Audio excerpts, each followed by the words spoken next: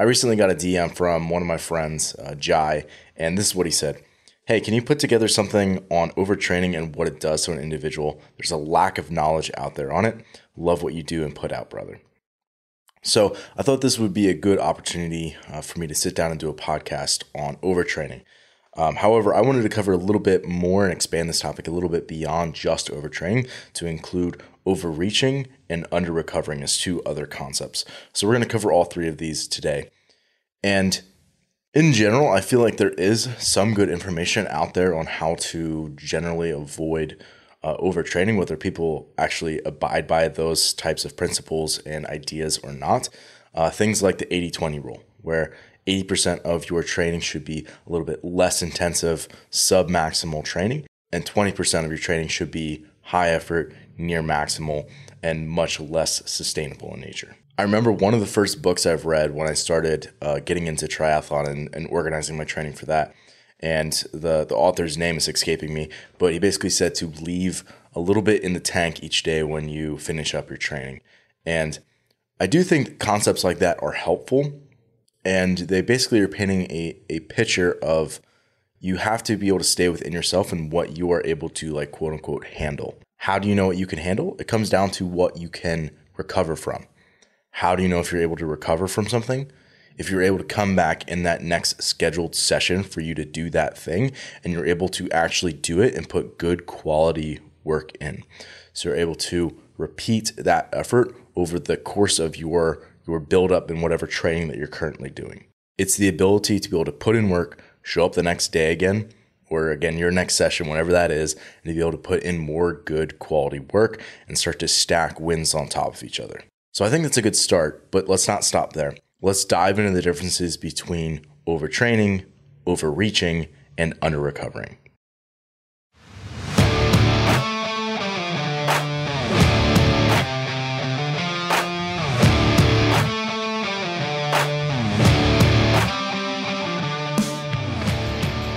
The fitness movement is brought to you by Zor Fitness.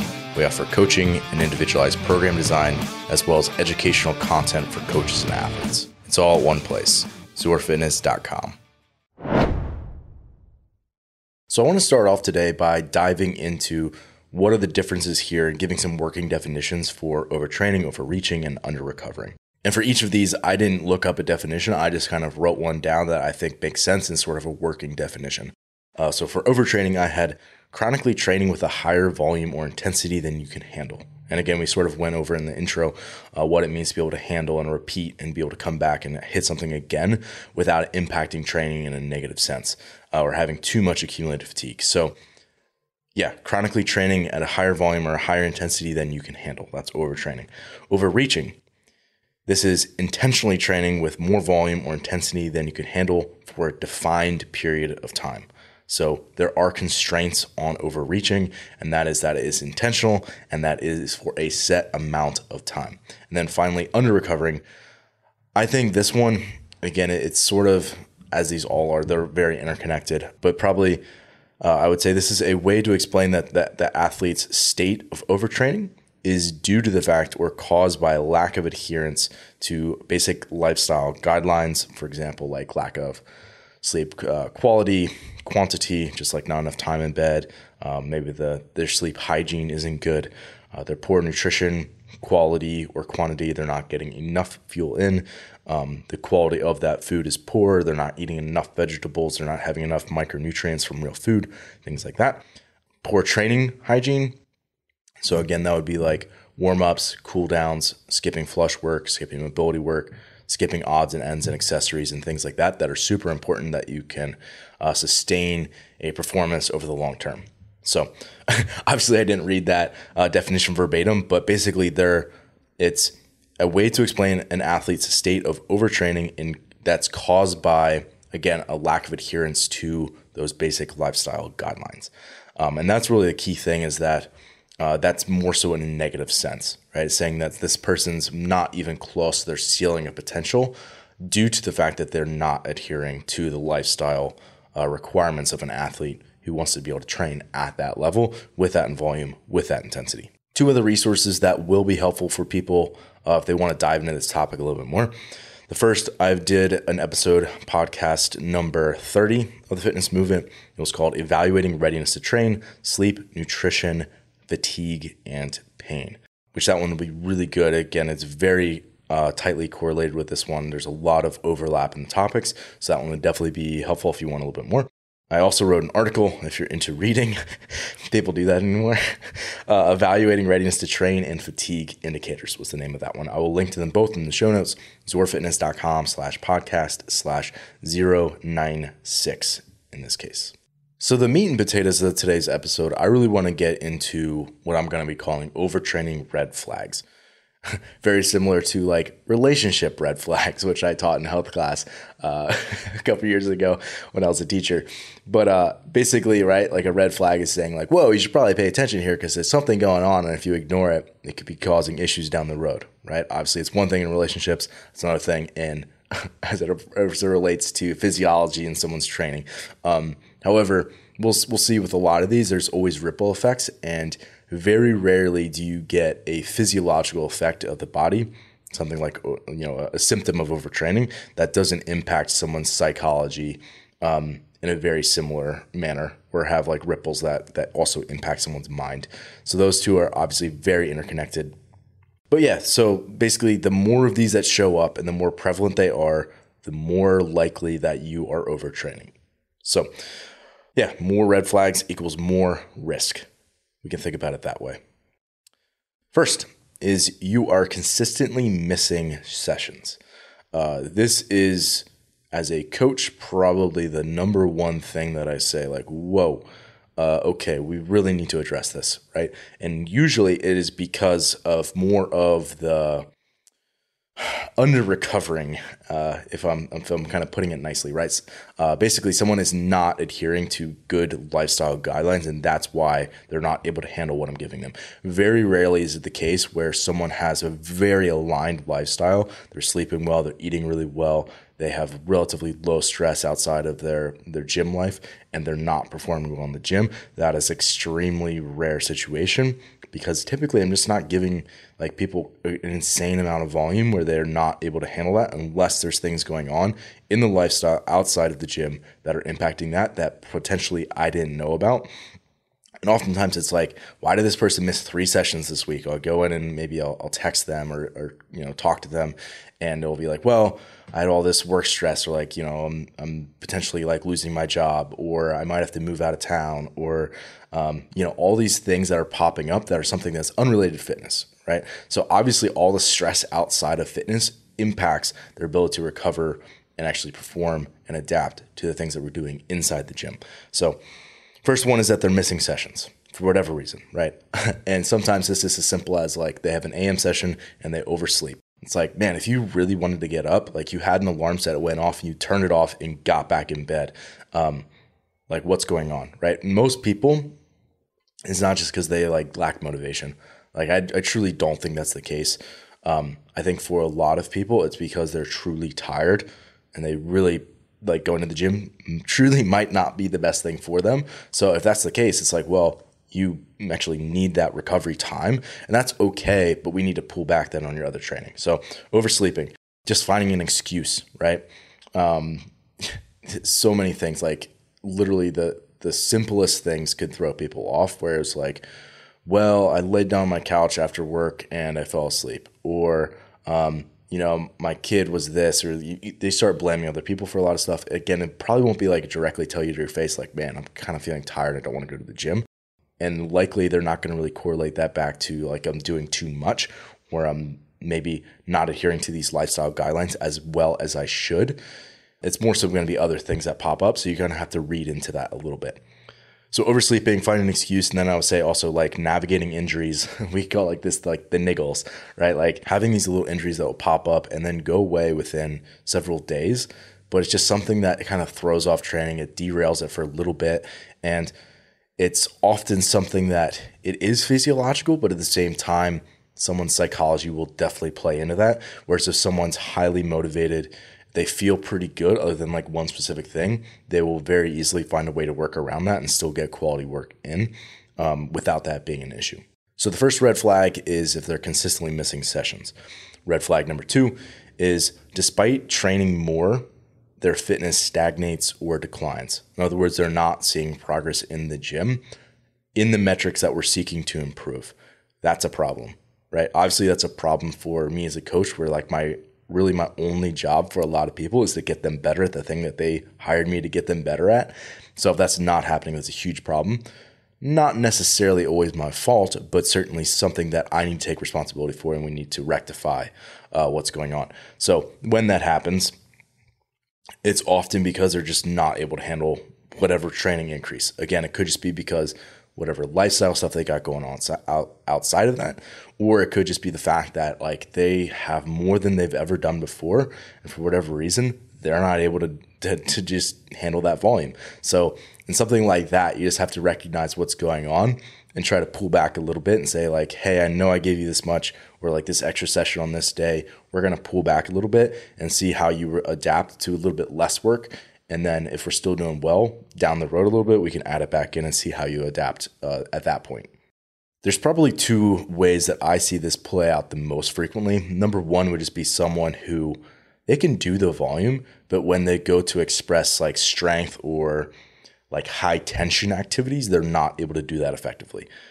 I think for myself, I'm a pretty good example of this, where I can definitely handle a lot of training volume. Yes, as like a lot of CrossFit athletes can. However, I think I'm even maybe a little bit more biased towards the endurance side of things. Like my strength metrics historically have not been as good as like my capacity-based numbers, like my Metcon ability essentially. So for me, I will be able to get the work in, but when I go to do my strength work, it will feel very heavy. And when I go to do a max lift, it just like won't be there, right? I won't have the tension. I won't have that peak, maybe 5% of what I need, right? And that could just be from the fact that I'm have more fatigue, right? It's masking my ability to be able to express high power and high tension activities. So I think the high strength, high tension activities are one area that gets hit. The other would be the inability to like quote unquote go there, right? Like basically be able to persist through really hard metabolic activity and have the ability to dig into their CNS and really, go into the pain cave essentially, right? People will be less willing to do that and less just physically able to do that when they're in a state of overtraining or in times of overreaching if you're intentionally giving them a lot more training than they have been doing. So we have, you consistently miss sessions. You, despite training more, your fitness is stagnating or declining. And then 3, your joints always hurt and your positions are getting worse. So again, this is one that if I think about myself, but also a lot of the athletes that I coach, this is something that is super common to see.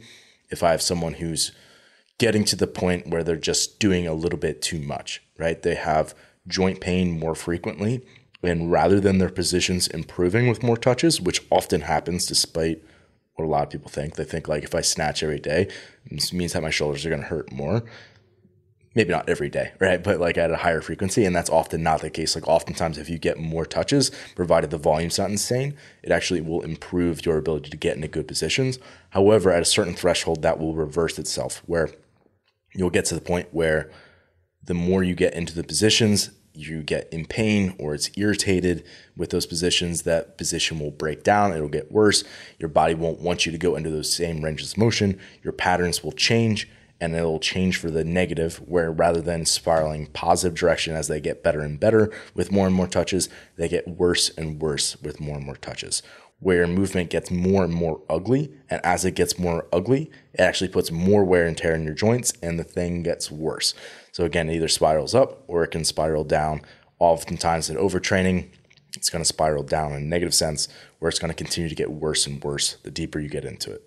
A simple way that I see this is people letting their warm-ups bleed out super long. If someone takes 45 minutes to get warmed up for snatches, unless they do that all the time, which probably is a sign that their mobility isn't great already and that they're not a super great mover and don't have the range of motion, prerequisite range of motion that they need for something like a snatch, then if they're letting their warm-ups just bleed out for the sake of bleeding out, or they actually need that time to get into the positions effectively, it probably means that they're carrying a little bit more joint inflammation, that they're having more just like wear and tear where those positions do not feel good, and they actually maybe need that time to get warm. which again is just a sign that like, okay, maybe we should be pulling back at some place. Another thing to note is that poor movers are going to reach this quicker, clearly, right? Like if you don't move super well, you're not going to be able to handle the same training volume. And again, often if you're a poor mover, your lifestyle is less aligned with your goals, or maybe it's a true look at your goals, but maybe less aligned with your gym-oriented goals or your fitness-oriented goals. So in that case, those people are going to reach that overtraining state quicker. And then finally, for this one, I think that people will deal with more just general joint achiness and irritation as a whole, again, as those patterns slowly decline. Our fourth red flag, you don't have the mental bandwidth, patience, or tolerance to learn more skills. I see this one, again, for a lot of my CrossFit athletes who are trying to learn new skills. If their other volume and other stuff starts to creep up a little bit too much, or they're just getting deeper into training cycles where they're carrying more and more fatigue, and we're sort of more into a again, maybe we could call that overreaching, more of an knowing that we're getting a little bit into the overtraining arena, but we're kind of pushing the boundaries and seeing where we end up with stuff a little bit before we deload, then oftentimes they just have a little bit less, like I said, bandwidth to deal with learning new skills. And also, like, there will just be more mental fatigue, and often skill learning is significantly worse. Like you're just bad at the stuff that you've kind of had it click a couple times, but then it sort of unclicks and you're not able to get it to go back there again. So for example, like I say, I got somebody and they, build up to being able to do consistent 25-foot handstand walk lengths. And now we go to practice them and they're carrying a little bit more fatigue than they normally do. They will get frustrated a lot quicker, and likely they won't be able to successfully string those 25 feet together as easily as if they had a fresh nervous system and had a lot less fatigue. So skills like handstand walks, double unders, even like being able to do like turnover drills and stuff as someone's learning to do ring muscle ups, all that kind of stuff is going to play into this. Hand balancing is huge. All those types of skills that are just a little bit more, like they're not just pure capacity driven, like they're truly skills, then that will be a limitation for them as they try to continue to learn those skills. I'll also say that people tend to get frustrated quicker than they normally do. Like if they normally are doing 15 minutes of practice, they might just say, screw it, and kind of like move on after like 5 to 7 minutes because they just don't feel like they have the patience or the tolerance to deal with it. And then also, like, I've seen people just like emotionally snap, right? Where they get super frustrated and they say, again, like I said, like, screw this, and they walk away from it, or they just choose not to do that piece on this day because it's like, I don't feel like trying to learn my handstand walks today, coach, and they're just like out of there or whatever. That kind of thing, which I think everyone deals with to a certain degree. Like, man, I've been practicing this for a long time, and while it's getting better, this is not going great, and today's just not my day, and I'm sick of it. I think that's a normal emotion to have, but when that comes up quicker, and likely if you do kind of have that emotional snap, so to speak, that's much more likely to happen on a day where you're fatigued, where you have more stress outside of the gym, just stuff going on that's going to potentially lead to overreaching or chronic overtraining as well. Do you have a topic that you'd like to request as a future show, or just a question about training? Reach out to me. My email is ben@zorfitness.com, or you can DM me on Instagram @zorfitness. Lastly, head over to zorfitness.com if you want to browse all of our previous shows with in-depth show notes, as well as educational content for all things training.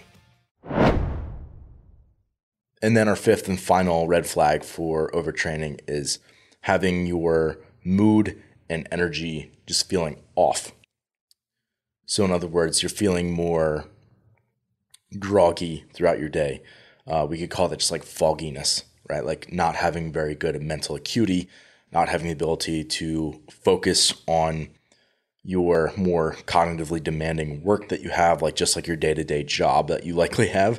The stuff that's actually requiring you to sit down and focus and isn't just like a moment of like a snapshot of focus. You're not really able to really get a good period of focused work done throughout your day, if that's something that you're noticing. If you're more irritable than you normally are, like you don't have the patience for, that's the little everyday inconveniences that everybody deals with that still are stressful, but this will kind of trigger you a little bit earlier on, right? If you're noticing that's happening for you. I would also say if you're sleeping a lot during the day, you're realizing that you're feeling the need to like go take a nap where you don't normally have that same dip. Like everybody's got a natural dip in their circadian rhythm, typically, maybe in like the early afternoon or something. That'll vary a little bit person by person, but like beyond that, like normal little bit of tiredness that you experience, like you're like, man, I just really want to go take a nap or like lay down, or you find yourself going to make another cup of coffee. And it's like, that's not something that you typically do. That's something that you should definitely be aware of. If you're always cold, and I mean that in a very literal sense, I always think back to my college wrestling day. If you're someone who is in a calorie deficit and you're there for an extended period of time, you're probably dealing with this. Also, if you're someone who is a little bit more prone to anxiety, you might deal with this. And certainly if you're both of those avatars. But if I think back to when I was in wrestling, I was often, chronically underfed, chronically dehydrated. And it was always like wrestling season since winter. We're in Pennsylvania and it's cold out. It's not fun. And then you're also dealing with, a lot of just like overtraining symptoms as a whole, and then just under recovery, frankly, because of the lack of nourishment that I was getting. And I think other athletes can certainly get there, especially people who are more conscious about how much they're eating, or they're not able to get enough nourishment for whatever reason, just because maybe they don't have great lifestyle, like I said before, and they're not eating good food quality. That can all impact training in a very negative place and put someone in a hole that is difficult to get out of without taking some time away from training as a whole. And then the last two subpoints here would be like, if you're noticing that your appetite is low, like despite being in a fairly low caloric state, you're not finding yourself super hungry all the time. That's not a good place to be. And then if you find that your libido is low, like your sex drive, those are all baselines that you need to set relative to yourself. Like figure out like, this is where I was at before, finding like a consistent way to measure that somehow. And if you go back to episode number 30 of the fitness movement, I actually linked to a quiz that you could do on a daily basis. It takes about a minute. It's a lot of subjective factors, but it's a look at potential risk for overtraining. And something like that would be a great way to be able to put a little bit more quantifiable data on this and track it over the long term to be a little bit more objective with yourself. Again, with the athletes that I coach, I send them a weekly check-in. It's one of the ways that we start to monitor things like stress and nutrition and training quality and their sleep quality. And we'll start to track those week over week and look at the averages. And if people are trending in the wrong direction, then we need to address something and, potentially deload, potentially just have a conversation. There's a number of ways that we can attack stuff, but at least being aware and trying to be objective and having someone else help you to be objective with yourself rather than just trying to do it on your own is a super helpful thing. Lastly, I'll say that like, if you aren't dealing with any of these red flags any of the time, then you're probably not training very hard. I mentioned this a couple episodes in regard to the weightlifting, and it was like, man, if you never have any joint stuff going on, like you probably aren't training very hard. Likewise, if you're not dealing with any of these red flags any of the time, you're just so far underneath your capacity that it's like, well, you're not pushing very hard. So if you're someone who's trying to really like push the envelope to your capacity and see what you can handle, then you are going to push up against these red flags sometimes. And it's not a super straightforward answer of like, oh, if you're experiencing this, you have to pull back. There's a lot of people who push through a lot of stuff that, again, I would say probably a lot of fitness professionals would say is probably not advised. However, when you're super committed, super motivated, and just have an insane level of drive, like a lot of elite level athletes have, then what becomes normal gets skewed, right? Like a lot of elite level athletes have terrible hormone profiles and blood markers and stuff that is considered to be just good general health that they start to fall away from, right? And that's why one of the reasons why people like that need to take an off season. However, you need to be as objective with yourself as possible so that you can say, this is a good time to pull back, or no, it's okay, I can continue to push for X amount of time, right? Having the constraints on that, I think, is super helpful, where it's someone other than yourself, or you can be objective with yourself a little bit more. In the second part here, I want to really quickly touch on some of the quickest tests that you can do for overtraining, stuff that is more in the moment where you can, again, have an objective mark to see where am I at currently. Number one way would be to test your power. So something like a vertical jump is a classic use of something for a marker for overtraining, right? Like before I mentioned how a red flag is like you're not able to express strength or power. There you have it, right? A vertical jump is a great test of power. So the only issue with that is that you have to warm up and make sure that you're in a ready state to actually go and perform a max effort vertical jump, which at that point you've already gone to the gym, you've already warmed up, you've already done that. And you have to make sure you're consistent and do that like every day, or at least often enough where you have a baseline for that. So although that is a good option in the sense that it's like a pretty accurate measure, it's not a super practical tool, I think, for a lot of people. Option B, you could track something like HRV, heart rate variability, or RHR, resting heart rate. Big things if you track either of those, if you use something like a Whoop, or if you just like literally measure your pulse rate and then use that as your resting heart rate. You just need to make sure that you are consistent in the time of day that you're doing that, in the body orientation, like the literal place, like if you're laying in bed when you check your resting heart rate versus like you've gotten out, like if you've ate breakfast or not, like if you've had your coffee or not, like all those little details. It's like almost like checking your weight, where it's like all the little stuff will make a pretty big difference. So the more consistent that you can be, and then keep an eye on the trends rather than getting attached to any specific number. Again, I wouldn't make training decisions on that specific day, like, oh, my resting heart rate's up 3 beats a minute, I got to pull back today. I would say like, no, rather look at the trend and it's like, man, every single time I get to Saturday and it's like the day before my rest day, like my resting heart rate is significantly elevated and I usually feel like trash on that day. It's like, well, okay, maybe we pull back volume in like the day or two prior to that and kind of use that to be a little bit more intelligent in the way that you navigate your training and the training volume and how it's spread out throughout your week and across a particular training cycle. Another good option would be to do a CO2 tolerance test. Shift Adapt is a company owned by Brian McKenzie and Rob Wilson. I actually had Rob on the podcast, episode number 29. They have a test for CO2 tolerance, but basically it's 5 controlled nasal breaths, just deep and consistent, to kind of prepare you to as like a consistent entry point to the test. And then the test itself is a full inhale and then a single uninterrupted exhale. And generally speaking, the longer that you can get that continuous exhale without interrupting, it's going to mean that you have better CO2 tolerance, and that is correlated very closely with something like HRV and just general recovery state as a whole.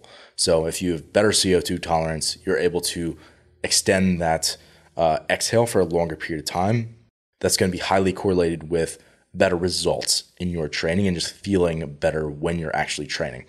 The same thing could probably be said for like a max breath hold. I know that from personal experience. If I'm able to hold my breath longer than I normally am, or it feels easier to hold for the same amount of time, then I'm generally pretty recovered. And again, that's highly related to CO2 tolerance. And then fourth and last one here that you can kind of use as like a personal check-in for yourself is mood. Mood is one that I personally really like kind of paying attention to. If I'm feeling more energetic, outgoing, more willing to interact with other people, I am generally much more recovered. Versus if I'm feeling like I want to stay a little bit more closed off and not have quite as much interaction, if I'm feeling a little bit more somber in my mood, a little bit more depressed in my mood, if I'm feeling like I have higher stress, all those things are definitely correlates for feeling like I'm going towards the overtraining route and just not going to be able to handle as much volume and intensity in the immediate future, but then also there will be a lingering effect of that afterwards as well. So big picture takeaways of this conversation today, in my mind, what I would like people to take away from this is, one, you have to stay on top of your lifestyle. You have to stay on top of your sleep. You have to stay on top of your nutrition. You have to stay on top of your training hygiene, your entry and exit points, not getting lazy with how you execute the work, being really diligent and intentional in your training. All of those things make a huge difference. Keeping eyes out for those overtraining red flags. You're consistently missing sessions, despite training more, your fitness is stagnating or declining. Your joints always hurt, your positions are getting worse. You don't have the mental bandwidth, the tolerance, the patience to learn more skills. Your mood and energy are just feeling off.